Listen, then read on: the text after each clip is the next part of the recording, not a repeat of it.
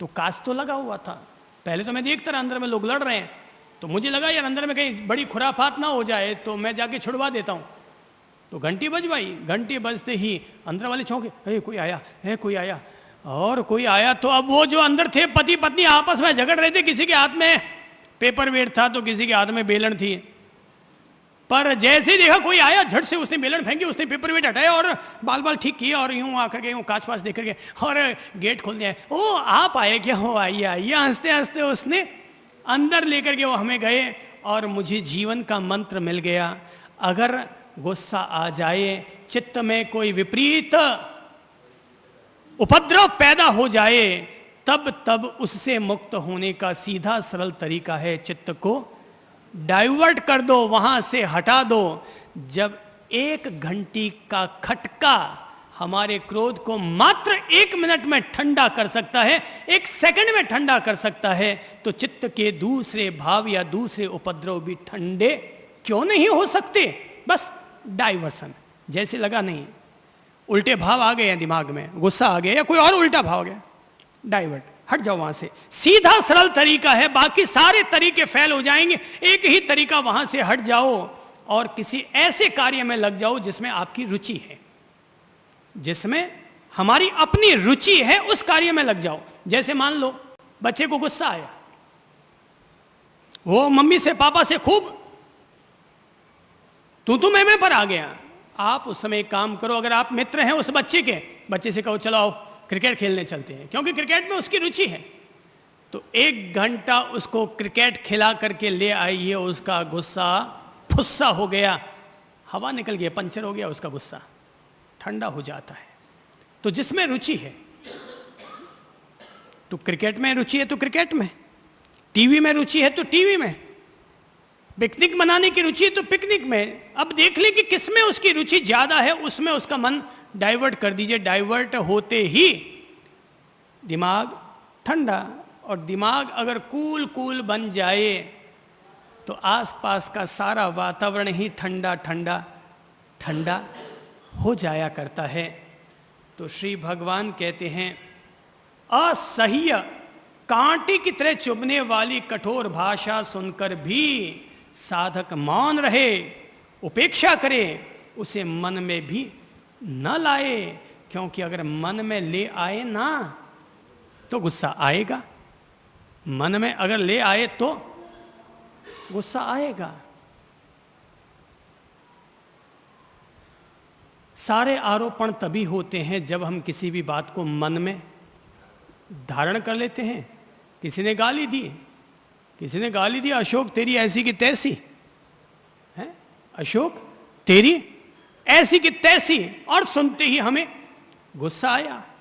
अब अगर अशोक जी ये सोचें, नाम कैसा, अशोक तो एक पंडित ने नाम दिया था और मैं उसके नाम से पहचाना जाने लगा, ये तो केवल पहचान के लिए नाम है, मैं कोई अशोक और कोई मिलापचंद कोई गुलाबचंद थोड़ी हूं, मैं ये सब नहीं हूं, ये तो एक पुकारू नाम है।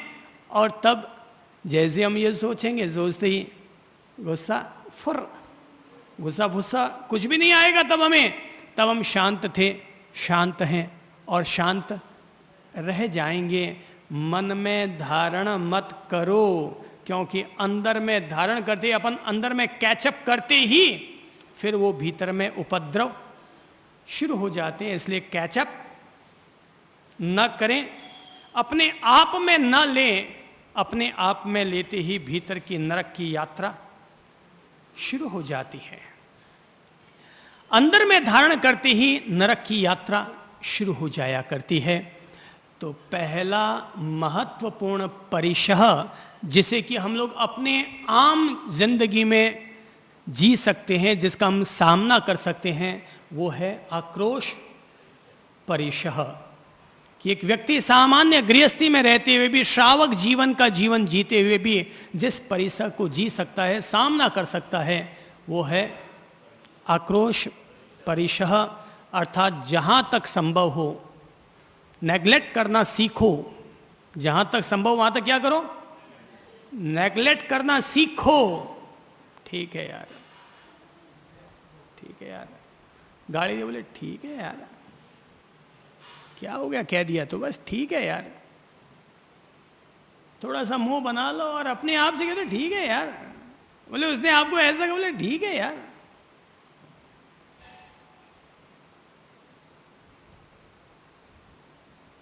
अच्छी सी कहानी है।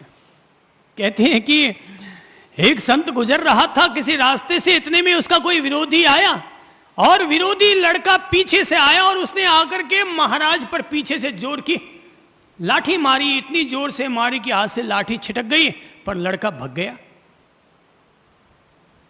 लाठी उछल के नीचे गिरी। महाराज ने लाठी उठाई और फिर फेंक दी। पीछे देखा, लड़का दौड़ रहा था, आवाज दी, अरे भाई अपनी लाठी तो लेते जाओ। पर युवक की अब हिम्मत कहां कि वो महाराज से लाठी लेने के लिए आ सके, वो तो भग गया। साथ चलने वाले शिष्य ने कहा, भगवान उसने आपको लाठी मारी, क्या आपको गुस्सा नहीं आया? गुरुजी ने कहा, भाई देख, गुस्सा आया तो था, उसने लाठी मारी तो गुस्सा आया तो था, पर जैसे ही झुक करके वापस ऊपर उठने लगा कि नजर पड़ गई पेड़ पर, और पेड़ को देख करके प्रेरणा मिल गई कि बंदे सोच, अभी तो उस युवक ने तुझ पर लाठी मारी, तुझे गुस्सा आ गया, अगर पेड़ पर से डाली टूट करके तुझ पर गिर जाती तो क्या तो पेड़ को मारने के लिए दौड़ता? नहीं दौड़ता ना। शिष्य ने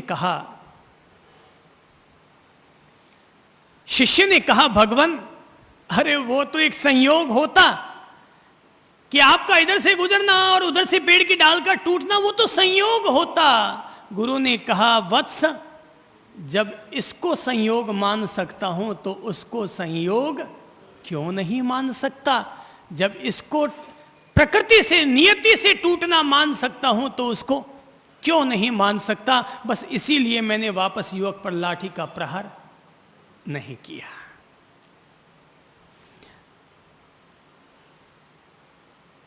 आज से थोड़ा सा एक थर्मामीटर अपने दिल में, अपने दिमाग में ग्रहण करें, और थर्मामीटर ये कि आज मान लो, आज तारीख कितनी है? 3 तारीख। बहुत सुंदर, 3 अक्टूबर।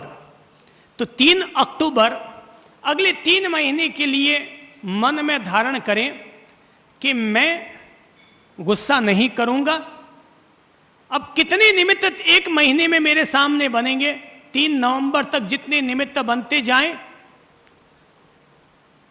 दिमाग में रखिएगा और कागज पर नोट कर लीजिएगा। आज उसने मेरे साथ ऐसा किया।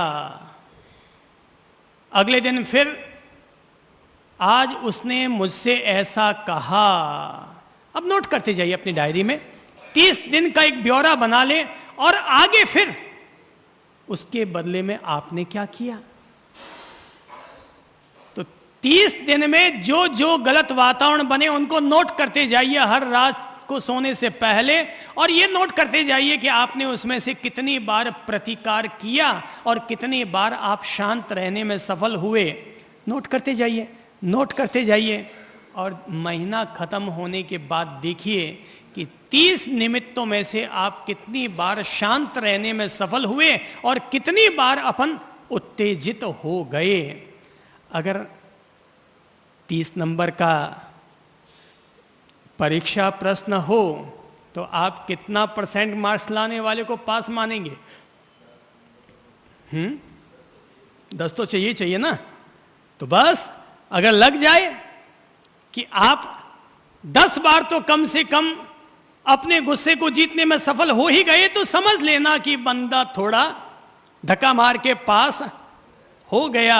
अगर उससे कम आए तो समझ लेना सप्लीमेंट्री आई है, थोड़ी अगले महीने के लिए और कोशिश करेंगे और यूं त्यों कर करा करके धक्का मार के पास हो जाएंगे। पर अगर आपको लगे कि आप 17 बार जीतने में सफल हुए, यानी 2nd क्लास आ गए, और अगर आप 60% मार्क्स ले आए, यानी 22-23 बार आप जीतने में सफल हो गए गुस्से को, उत्तेजित वातावरण को, तो समझ लेना फर्स्ट क्लास पास हुए।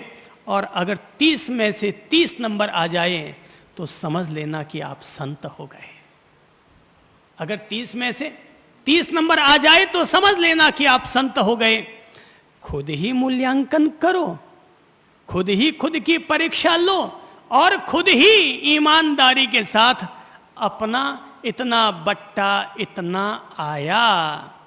कोई भी आदमी 10 में से 10 बट्टा होता नहीं है, 10 बट्टे 10, यानी कि 10 में से 10 सीधे तरीके से ला नहीं पाता।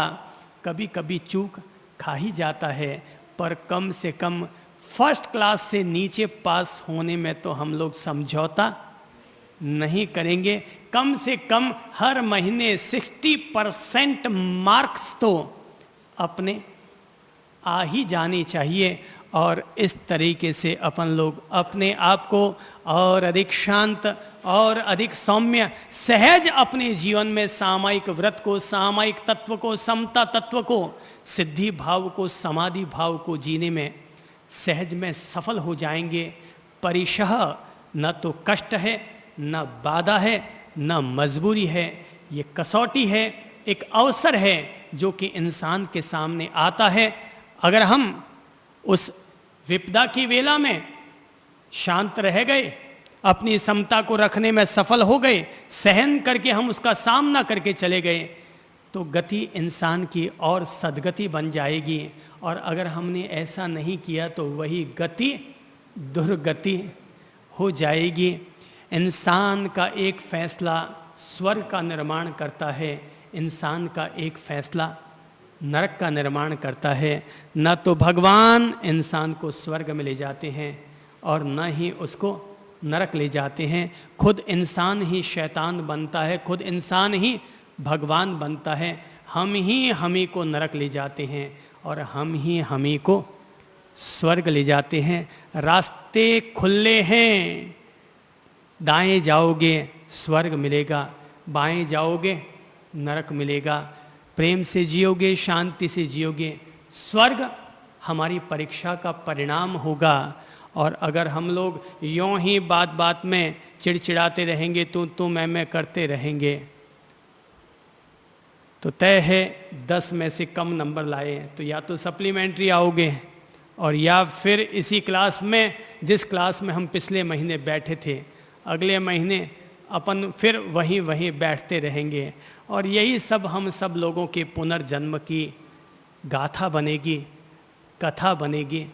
मुक्ति स्वयं व्यक्ति को देता है। मेरी मुक्ति की व्यवस्था मैं करूंगा और आपकी मुक्ति की व्यवस्था आप करेंगे। मैं चाहता हूं अगर कि मैं स्वर्ग में जाऊं तो मुझे स्वर्ग के रास्ते पर चलना पड़ेगा। अगर मैं उस रास्ते पर नहीं चलता हूं, अपने आप को संयमित नहीं रखता हूं, अपने आप को कंट्रोल नहीं करता हूं, तो नरक में हैं, नरक में जाएंगे, नरक के कीड़े बने रहेंगे। पर स्वर्ग अपन लोगों को बुला रहा है। देखो कहीं से कोई प्रकाश की किरण आती है, न्योता दे रही है और कहती है आओ मेरे पास, मुझे तुम्हारी इंतजारी है, तुम आओ ताकि मैं कह सकूं ओम जय जगदीश हरे। ओम शांति। अपनी ओर से प्रेम पूर्वक इतना ही अनुरोध है।